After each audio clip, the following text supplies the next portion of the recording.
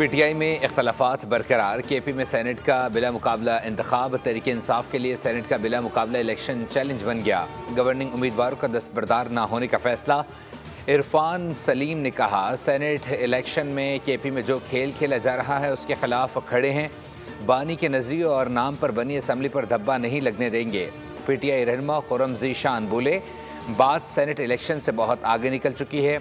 बानी पीटीआई जिनसे बात नहीं करना चाहते उनसे गठजोड़ मंजूर नहीं, मसलहत नहीं करेंगे। गवर्निंग उम्मीदवारों की मुशावरत के लिए इजलास तलब।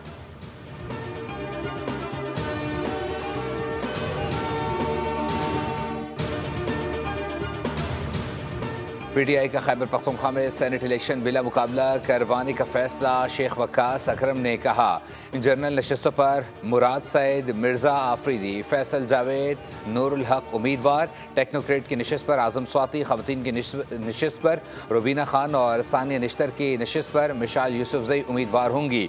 सियासी कमेटी ने बाकी उम्मीदवारों के कागजात वापस लेने का फैसला किया है। तयशुदा फार्मूले के तहत पीटीआई को 6 और अपोजिशन को 5 नशिस्तें मिलेंगी।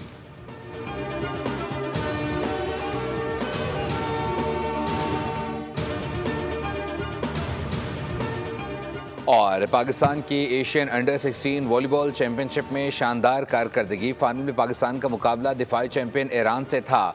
सनसनी खेज और सख्त मुकाबले के बाद पाकिस्तान ने 3-2 से शिकस्त दी।